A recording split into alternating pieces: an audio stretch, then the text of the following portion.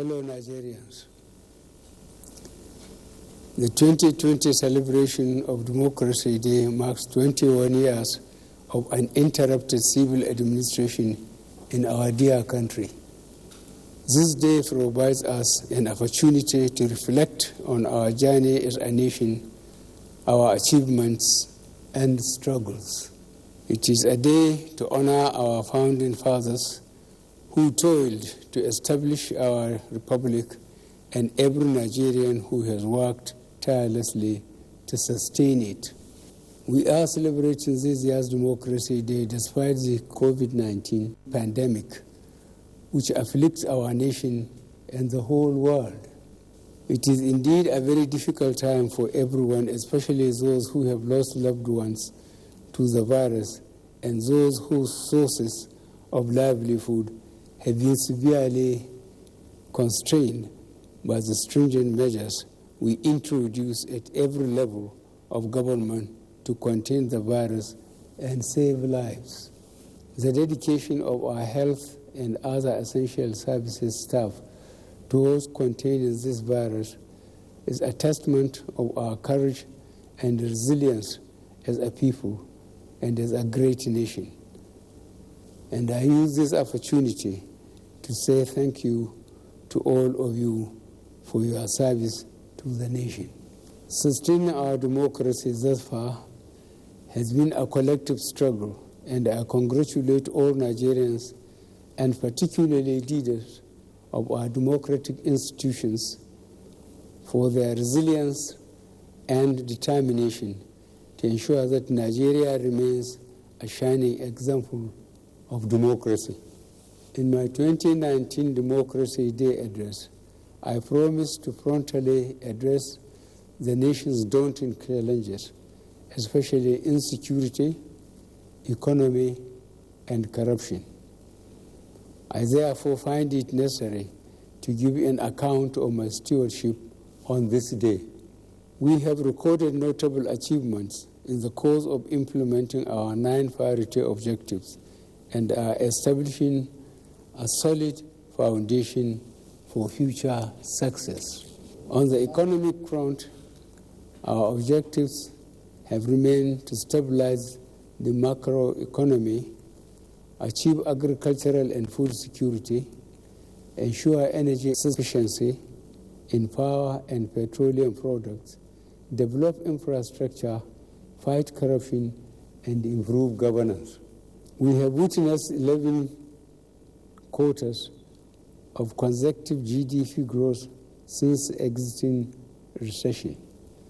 The GDP grew from 1.91% in 2018 to 2.27% in 2019, but declined to 1.87% in the first quarter of 2020 as a result of the decline in global economic activities due to COVID-19 pandemic. Every single economy in the world has suffered a decline. Ours has been relatively moderate. In order to stabilize the economy, the Monetary Authority took steps to build the external reserves, which resulted in improved liquidity in the foreign exchange market. The external reserves grew from $33.42 billion United States dollars on April 29, 2020, to about $36 billion United States dollars in May 2020, which is enough to finance 7 months of import commitments. Agriculture remains the key to our economic diversification strategy. The Presidential Fertilizer Initiative Program continues to deliver significant quantities of affordable and high-quality fertilizers to our farmers. This initiative has also revived 31 blending plants and created a significant number of direct and indirect jobs across the value chain. Government is also revamping the cotton, textile, and garment sector via a CBN Textile Revival Intervention Fund that would considerably reduce foreign exchange spent on cotton and other textile imports. Through the Food Security Initiative, we are promoting grow what you eat and eat what you grow. I am also delighted that more and more Nigerians are taking advantage of the opportunities in the agriculture and agri-business sector. I assure you that government will continue to support agriculture through the CBN Anchor Borrowers Program and similar schemes. To protect our farming investments, we have deployed 5,000 agro-rangers and employed 30,289 in our paramilitary agencies. We are also integrating rural communities to the formal economy by extending access to credit and inputs to rural farmers and building feeder roads. Our efforts on growing non-oil exports have started to yield some results. For instance, in the first year, our revenue from cocoa and sesame seed increased by $79.4 million United States dollars and $153 million United States dollars. Africa presents a huge opportunity for our export-based diversification, and we are developing our strategy to grow intra-Africa trade through the Africa Continental Free Trade Area Agreement. Nigeria has risen by 25 places on the World Bank's Ease of Doing Business, ranking from 146 to 131st, and is now rated as one of the top 10 performing countries. This development is due to the visa on arrival policy, consistent promotion of initiatives that expand facilities available to micro, small, and medium-scale enterprises, robust electronic registration and payment system, seamless processing of business registration, and reduction of cost of registering business by 50%. We are confident that ongoing efforts will result in further improvement of this rating. We remain committed to expanding our mining sector. To this end, I have directed the resuscitation of the Ajaokuta steel plant based on government-to-government financing and a public-private sector financing. With foreign and domestic investments and the participation of small-scale miners, we are harnessing the supply value chain in gold production. We will also be launching a fully digitized mineral rights management platform for quick processing of mineral rights application, digitalization of records, and flagging revenue leakages. The power sector remains very critical to meeting our industrial development aspirations, and we are tackling the challenges that still exist in the delivery of power through different strategies. We are executing some critical projects through the transmission, rehabilitation, and expansion program, including the Aloaji to Onitsha, Delta Power Station to Benin, and Kaduna to Kano. B, 330 kV DC 62-kilometer line between Birnin Kebbi and Kamba. C, Lagos-Ogun Transmission Infrastructure Project. D, Abuja Transmission Ring Scheme. And E, Northern Corridor Transmission Project. Our agreement with Siemens will transmit and distribute a total of 11,000 megawatts by 2023 to serve our electricity needs. On transportation, another critical sector to improving our economic competitiveness, we are growing the stock and quality of our road, rail, air, and water transport infrastructure.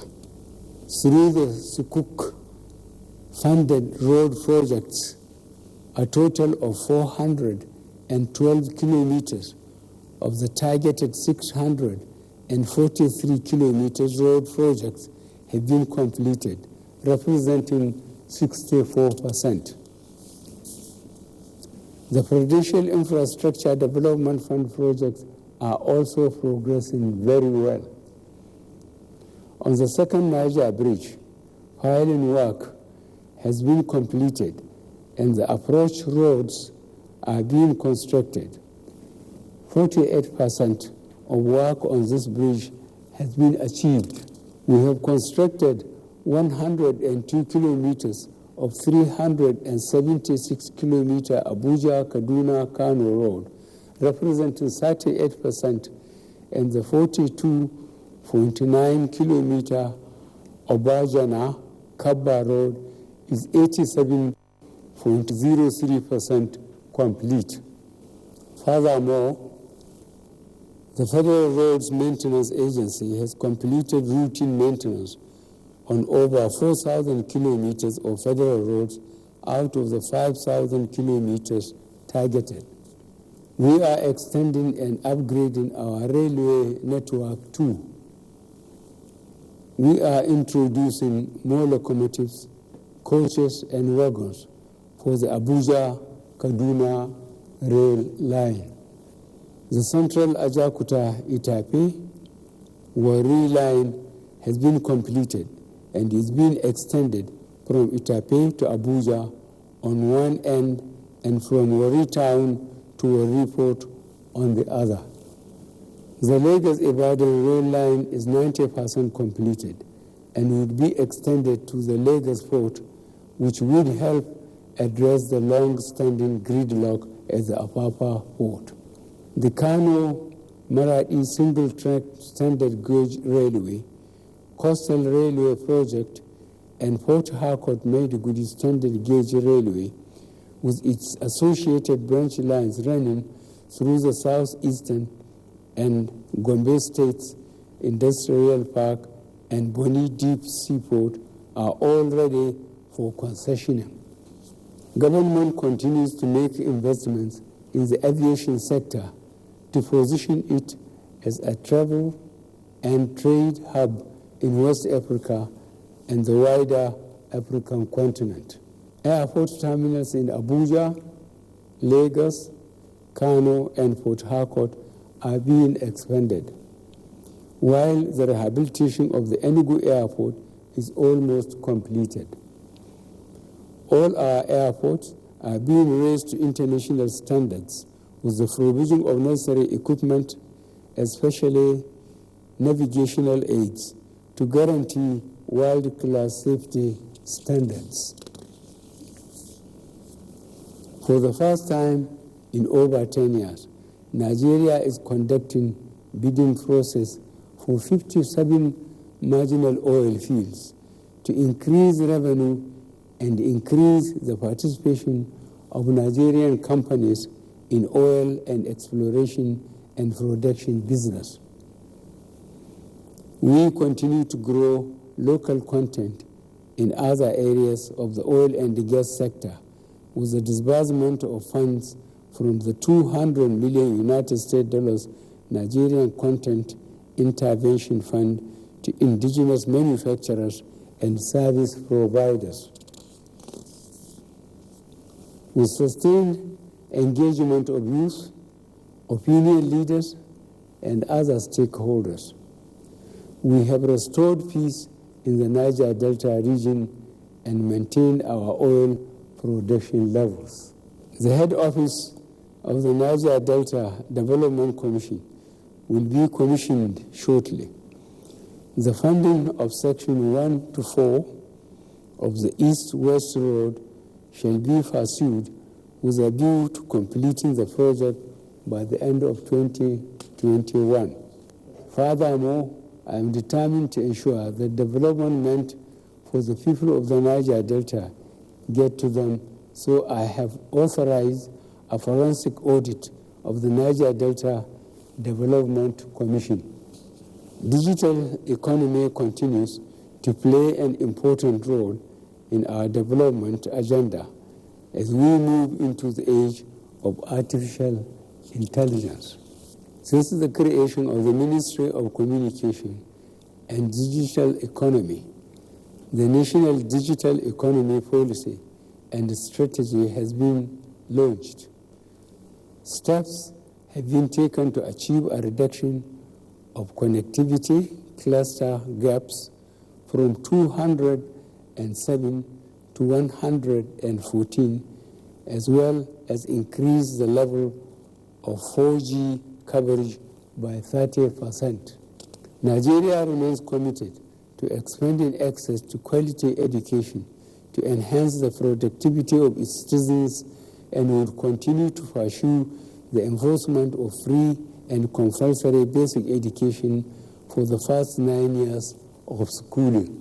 In pursuit of this, we have launched the Better Education Service Delivery for all in 17 states, established additional 6 federal science and technical colleges, and currently executing a proactive teacher training plan with all states of the Federation. In our revision of the operations of specialized education funds and to implement reforms that would optimize their benefits to the sector, we have adopted a public-private sector partnership for provision of infrastructure and also collaborate with the private sector to create jobs. Our pursuit of affordable housing for the low and middle income earners has received a boost with the delivery of 1,200 housing units, provision of 520 service plots with infrastructure through a public-private sector partnership, and the issuance of 868 mortgages totaling 7.7 billion naira. Similarly, home renovation loans totaling 16.2 billion naira have been granted to 19,210 people. To enable sustainable access to safe and sufficient water to meet the social, cultural, environmental, and economic development needs of all Nigerians, we continue to expand our water supply, irrigation, and dam facilities. The completion of Amozari, Amla, Otupo, and other 42 earth dams with combined job creation of about 43,354 direct jobs and 71,172 indirect jobs would provide more support for irrigation, agriculture, and water supply. To further institutionalize our effort in this regard, I sign the Executive Order 009 on ending open defecation in Nigeria. In order to improve our forest cover and in fulfillment of our commitment at the 74th session of the United Nations General Assembly in 2019, we have commenced the planting of 25 million trees. This initiative will also contribute to our effort to mitigate the effect of climate change. In the area of security, we remain unshaken in our resolve to protect our national infrastructure, including onshore and offshore oil installations, secure our territorial waters, and end piracy in the Gulf of Guinea. Ending insurgency, banditry, and other forms of criminality across the nation is being accorded appropriate priorities, and the men and women of the armed forces of Nigeria have considerably downgraded such threats across all geopolitical zones. All the local governments that were taken over by Boko Haram insurgents in Borno, Yobe, and Adamawa have long been recovered and are now occupied by indigenes of these areas who were hitherto forced to seek a living in areas far from their ancestral homes. The total collapse of the economies of these areas, which constituted a threat to our food security, has also been reversed with the gradual recovery of farming and other economic activities. I regret recent sporadic incidents with tragic loss of lives in Katsina and Borno states as a result of criminals taking advantage of COVID-19 restrictions. Security agencies will pursue the perpetrators and bring them to swift justice. I implore state and local governments to revamp their intelligence assets so that the security agencies can nip in the bud any planned attacks in remote rural areas. I send my heartfelt condolences to all the relatives and the communities affected. As part of the strengthening of our internal security architecture, the Ministry of Police Affairs was created. Among others, government has expanded the National Command and Control Center to 19 states of the Federation, resuscitated the National Public Security Communication System, and commenced the implementation of the community policing strategy. Government has similarly established a Nigerian Police Trust Fund as a public-private sector vehicle for alternative sources of funding security activities. To reduce security challenges through our external borders, especially smuggling of oil products out of the country, inflow of small arms and drugs into the country, and equally protect our local manufacturers, we introduce exercise swift response, closing our borders from August 20th, 2019, and have considerably succeeded in meeting its objectives as well as improving our national revenue. Our government has continued to work to reduce social economic inequality through targeted social investment programs, education, technology, and improved information. Our social investment program has continued to be a model to other nations and has engaged 549,500 N-Power beneficiaries, 408,682 beneficiaries of the Conditional Cash Transfer Program, and 2,238,334 beneficiaries of the Growth Enhancement and Empowerment Program. This is being done in collaboration with the states. Similarly, market money and trader money programs have provided affordable loans to small and micro-scale enterprises to grow their businesses. Under the national homegrown school feeding program, over 9,963,729 children are being fed to keep them in school and improve their nutritional status. Fellow Nigerians, The year 2020 has been like none other. In January 2020, the COVID-19 was declared a global pandemic by the World Health Organization. The number of global infections have risen from less than 8,000 shared between China and 18 other countries to over 7 million spread over 216 countries and on all continents. Nigeria recorded its first case of COVID-19 on February 27, 2020, and within the first 100 days, I have had cause to address the nation on 3 occasions within 1 month, which underscores the gravity of this pandemic.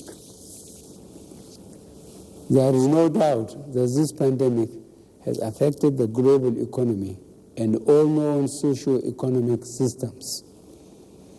It has also brought grief and pain to families that have lost their loved ones.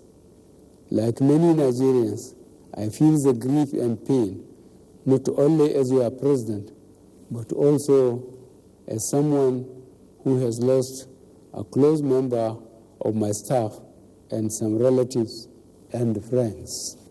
In order to have a robust national response, I approved a presidential task force on COVID-19 to provide guidance and leadership in tackling the pandemic nationwide.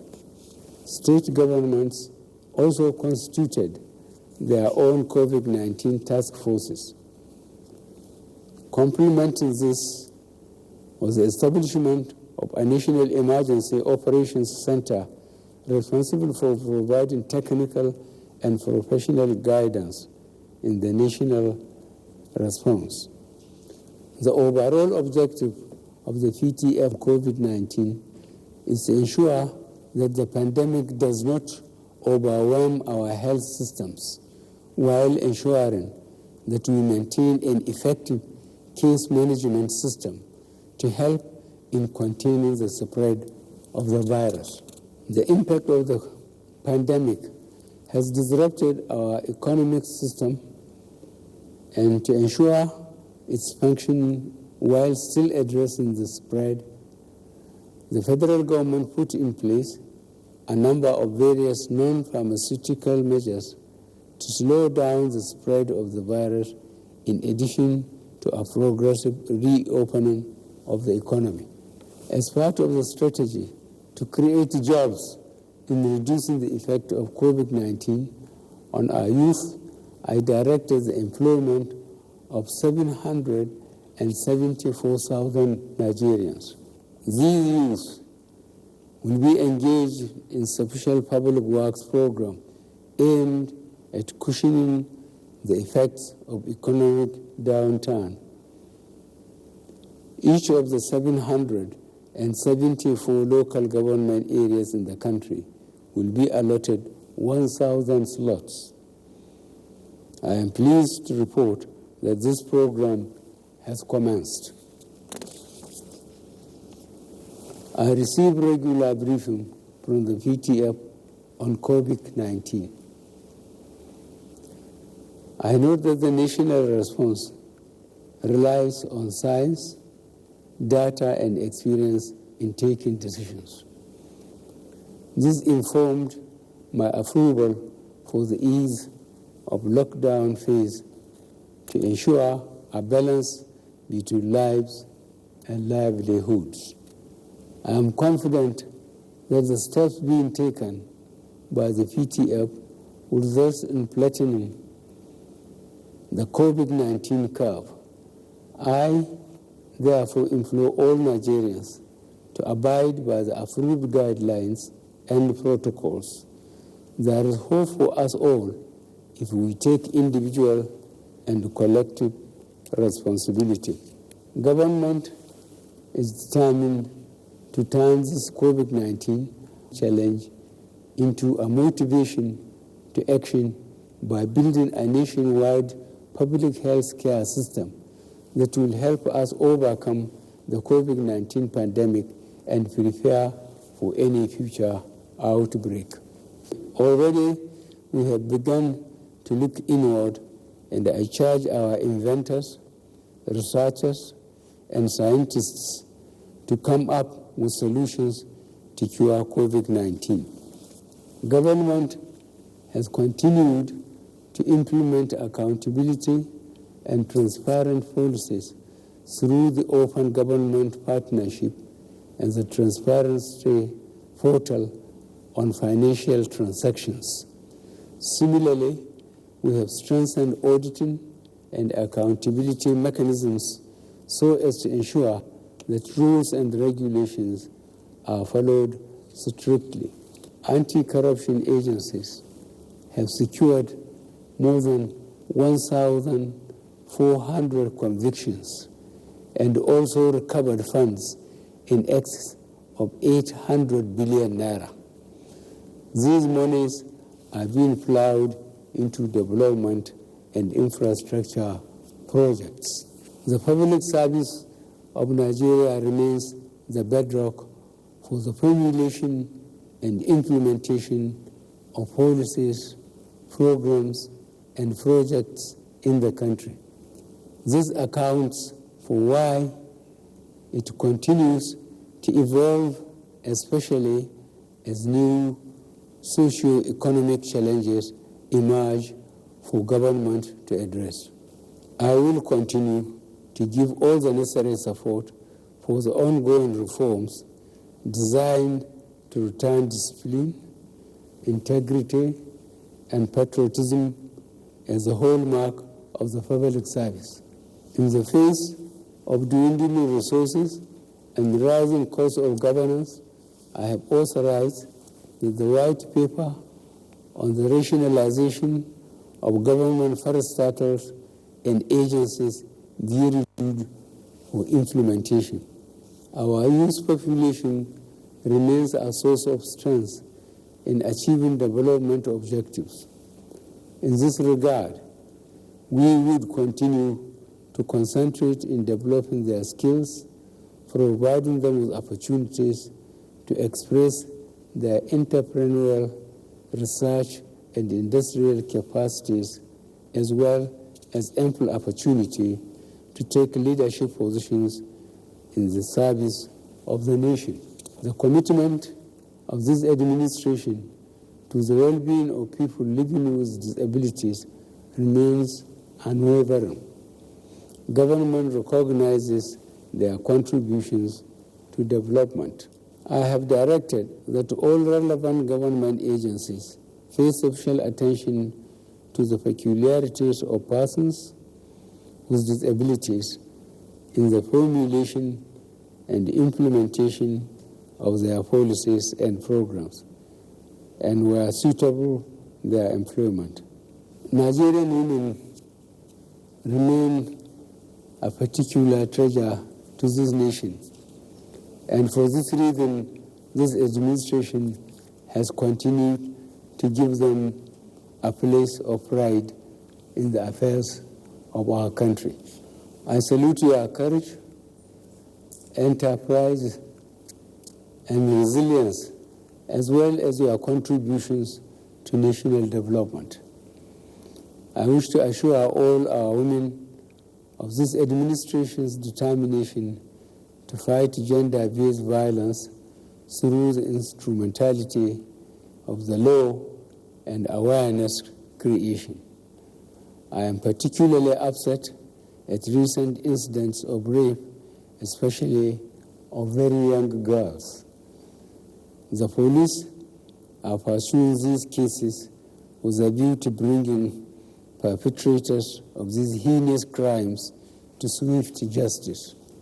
Government continue to recognize and harness the power of the media for positive development. The reforms of the broadcast and advertising industries, including digital switch over and continuous engagement through town hall meetings, remain central to accurate and credible information dissemination. Our culture provides the basis for our existence as a people and a nation.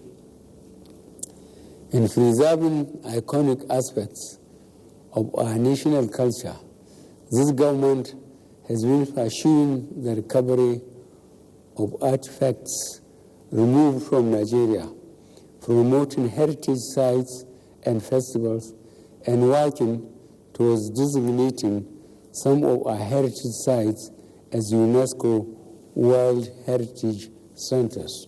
Nigeria would always be governed by the rule of law, and I will do my utmost to uphold the Constitution and protect the lives and property of all Nigerians.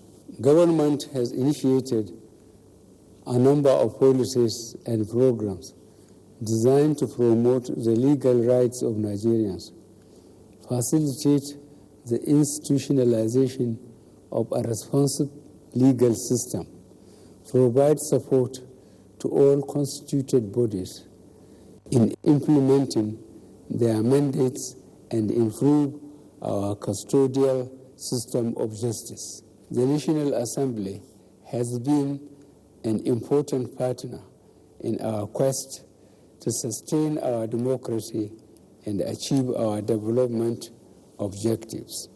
I therefore greatly thank the leadership and members of the Senate and the House of Representatives for their invaluable support at all times.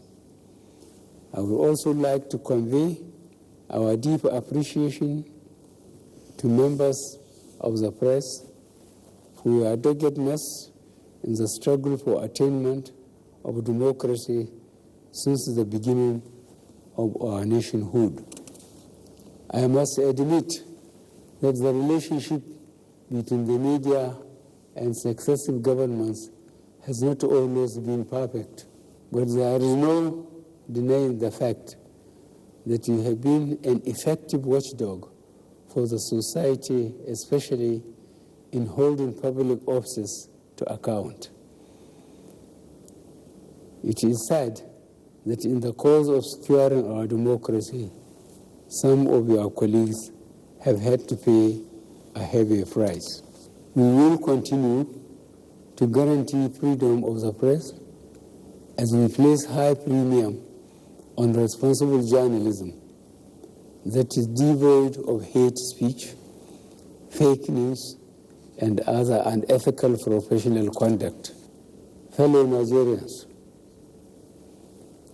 as we celebrate this year's Democracy Day, let us remember that notwithstanding our aspirations, humanity and indeed democracy is under the threat of COVID-19. Nigeria has survived many crises before and came out stronger. I am confident that by God's grace, we shall overcome this one and emerge stronger and more purposeful. Thank you for listening, and God bless the Federal Republic of Nigeria.